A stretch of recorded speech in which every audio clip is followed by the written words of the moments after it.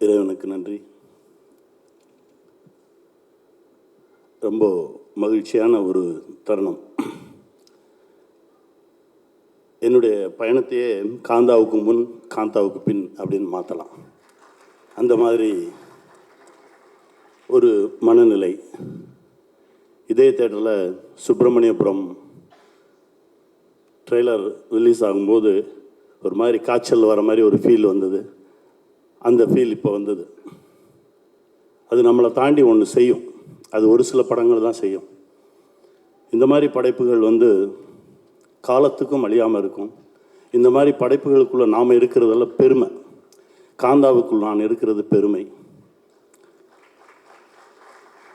என் பிள்ளை மகாதேவனோடு நடித்தது பெருமை. இன்னொரு பிள்ளை குமாரியோடு நடித்தது பெருமை. என் தம்பி ராணாவோடு இருந்தது பெருமை. இன்னொரு தம்பி செல்வாவோடு பயணப்பட்டது பெருமை. ரொம்ப நிறைவாக இருக்குது.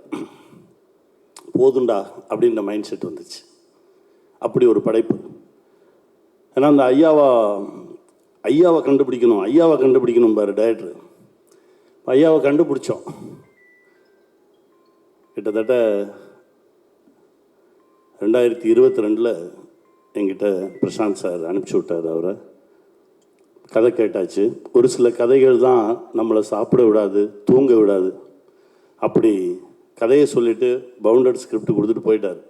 படித்து முடிச்சதுக்கப்புறம் நான் தூங்கலை, சாப்பிடல, சுற்றி வந்துட்டுருக்கேன். இந்த படத்தை எப்படியாவது சீக்கிரமாக எடுத்துருங்கன்னு. எடுக்கவே மாட்டுறாங்க, ஆரம்பிக்கவே மாட்டுறாங்க. நிஜமாகவே நம்ம இருக்கோமா அப்படின்னு எனக்கு ஒரு சந்தேகம் வந்துடும். திரும்ப மெதுவாக டைரக்டருக்கு ஒரு ஃபோன் பண்ணுவேன். செல்வா அப்படின்னா ஐயா அப்படிம்பாரு. அவர் ஐயான்னு கூப்பிட்டு அப்போ நம்ம இருக்கோம் அப்படின்னு நினச்சிட்டு அப்படியே போச்சு. திடீர்னு பிரசாந்த் சாருக்கு அடிப்பேன். அவரும் ஐயாம்பார். அப்போ இருக்கோம் கன்ஃபார்ம் அப்படின்னு சொல்லி போய் கடைசி அப்புறம் தான் செட்டில் பேசும்போது மகாதேவன் ஐயாட்ட பேசிகிட்டு இருக்கும்போது அவர் சொன்ன மகாதேவன் சொல்கிறது நான் அவரை சொல்கிறேன், துல்கர் சாரை சொல்கிறேன். ஏன்னா அந்த மகாதேவன் அப்படின்ற பேரை ஒரு முறை உச்சரிக்கும் போதும் என் ஆத்மா அவ்வளவு மகிழ்ச்சி அடையும். அப்படி உச்சரித்த ஒரு இடம், ஒரு தருணம்.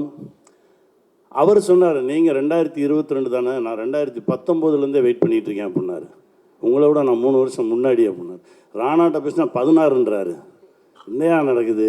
அப்படி அதாவது ஒரு படைப்பை நாம் இயக்குவது வேற, படைப்பு நம்மை இயக்கும், நம்மளை ஓட விடும், அழுக விடும், கஷ்டப்படுத்தும், காயப்படுத்தும். அது தன்னை உருவாக்கிக்கிறதுக்காக நம்ம எல்லாத்தையுமே ஓட விடும். அதுதான் உண்மையான படைப்பு. அப்படி காந்தா எங்கள் எல்லாத்தையுமே ஓட விட்டுச்சு. நான்லாம் ஒரு 8 மாதம் ஆரம்பிசையோடு சுற்றி இருந்தேன். எங்கே போனாலும் சரி ஃபோட்டோ எடுத்துடாதீங்க அப்படின்னு கையை வச்சு பொத்திட்டே அலைவேன். அவ்வளவு நிறைவை தந்த ஒரு படைப்பு. செல்வா கிட்ட இது செல்வா முதல் படம்னே யாருமே சொல்ல மாட்டாங்க. ஏன்னா செல்வா கிட்ட அவ்வளோ இருக்குது. செல்வா கிட்ட நிறைய விஷயங்கள் கற்றுக்கிட்டேன். பல இலக்கணங்களை உடைச்சார் ஷூட்டிங் டைம்லேயே. நான் கேட்பேன், இது இங்கே எடுக்கணுமே அப்படின்னேன். அது வேண்டாம் அப்படின்னா. ஏன் செல்வா அப்படின்னா, இல்லை நான் யாரை கிட்ட கொண்டு போய் ஜனங்களுக்கு காட்டணுமோ அவங்கள மட்டும் தான் கிட்ட காட்டுவேன் அப்படின்னாரு. அது எனக்கு ரொம்ப பிடிச்சிருந்தது. இது வேற ஒரு சினிமாவாக இருக்குது, சினிமா மாறிட்டு இருக்கு அப்படின்றத செல்வா மூலமாக உணர்ந்துக்கிட்டேன். இப்போ நான் பண்ணிகிட்டு இருக்க படத்தில் சொன்னேன், யாரை கிட்ட காட்டணுமோ அவங்கள தாண்டா காட்டணும், இது செல்வா சொல்லியிருக்காடா அப்படின்னு. அந்த மாதிரி கற்றுக் கொடுத்தாரு செல்வா.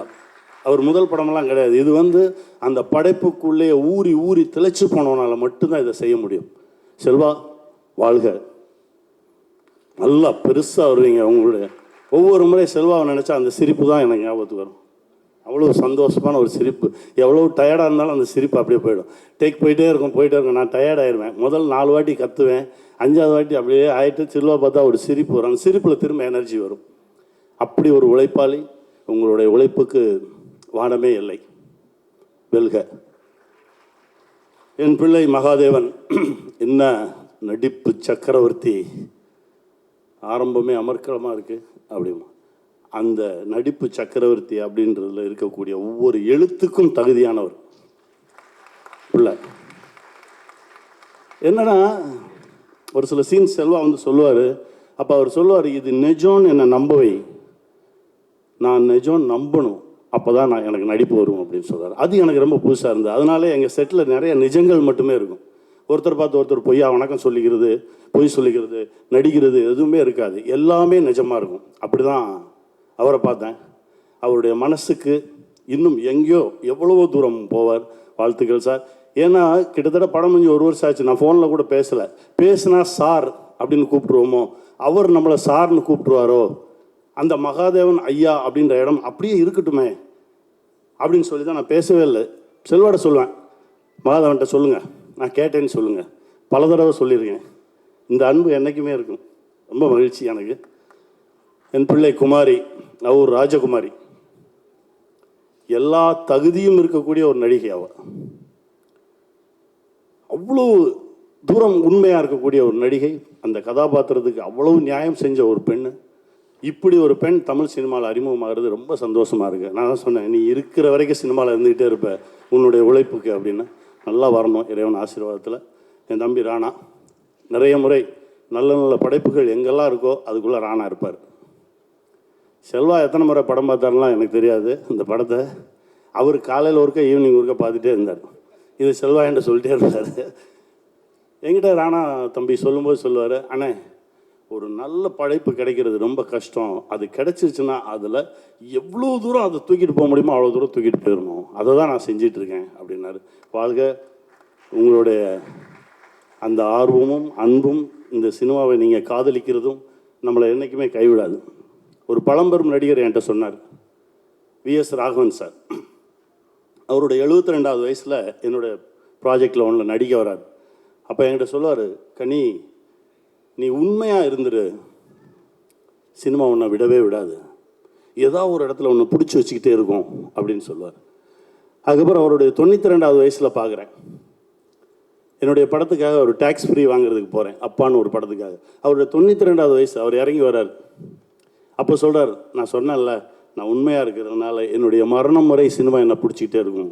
இன்னும் எவ்வளோ நாள் இருந்தாலும் நான் சினிமாவில் இருப்பேன். சினிமா என்னை விடவே விடாது.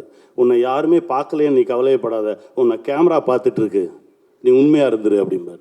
அதை தான் இந்த மூமெண்ட் வரைக்கும் மொத்த பேருமே கடைப்பிடிக்கிறோம். காந்தா அப்படின்ற ஒரு படைப்புக்காக தான் எல்லாருமே ஓடணும். அதுதான் இப்போ கொண்டு வந்து நிறுத்திருக்கு. மச்சான் ஆண்டனி, என்னுடைய முதல் படத்துக்கு அவர் தான் உன்னை சரணடைந்தேன் படத்துக்கு அவர்கிட்ட படத்தை எடுத்துகிட்டு போகிறேன், எனக்கு ஒரு நல்ல ட்ரெய்லர் கட் பண்ணி கொடுங்க அப்படின்னு. மொத்த படத்தையும் கொடுத்துட்டு கிளம்பு அப்படின்னாரு. அப்படியெல்லாம் நாங்கள் பண்ண மாட்டோம். ஏன்னா நான் அப்படி தான் பண்ணுவேன், மொத்த படத்தையும் கொடுத்துட்டு போங்க, ஒரு வாரம் கழிச்சு நான் கூப்பிட்றேன் வாங்க அப்படின்னாரு. என்னடா வித்தியாசமாக இருக்கு அப்படின்னு சொல்லி கொடுத்துட்டு வந்தாச்சு. ஒரு வாரம் கழிச்சு எனக்கு ஒரு ட்ரெய்லர் காட்டினார், அட்டகாசமாக இருந்தது. அதற்கு பிறகு அங்கங்கே பார்ப்போம், கை காட்டுவோம், சிரிப்போம். இந்த படைப்பில் தான் அவராக எனக்கு ஃபோன் பண்ணி பேசினார். எனக்கு அதுதான் ரொம்ப ஆச்சரியமாக இருந்தது. இவன் பேசவே மாட்டானே, எப்படா பேசுகிறான் அப்படின்னு. டேய் அப்படின்னு சொல்லிட்டு ஒரு 2-3 கெட்ட வார்த்தை சொன்னான். சொல்லி அதுக்கப்புறம் சொல்லும்போது எனக்கு ரொம்ப சந்தோஷமாக இருந்தது. டைரக்டர் சொன்னேன், சார் இப்படி சொன்னார், சொல்லிட்டாரா, அப்போ ரைட்டு அப்படின்னாரு. அவ்வளோ ஒரு நேர்மையான ஒரு உழைப்பாளி ராமலிங்கம், அற்புதமான ஒரு கலைஞன்.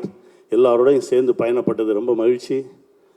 இந்த திரைப்படத்தில் நான் ஒன்றுமே பண்ணல, என்னை தட்டி தேத்தி எடுத்துகிட்டு வந்தது எங்கள் டைரக்டர் தான். அதுக்குள்ளே இறங்குனதும் எங்கள் டைரக்டர் நான் நம்புகிறேன்.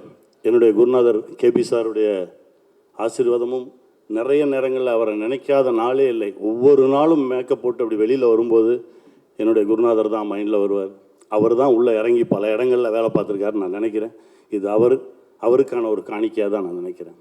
மீண்டும் வெல்வோம். நன்றி. வாழ்க.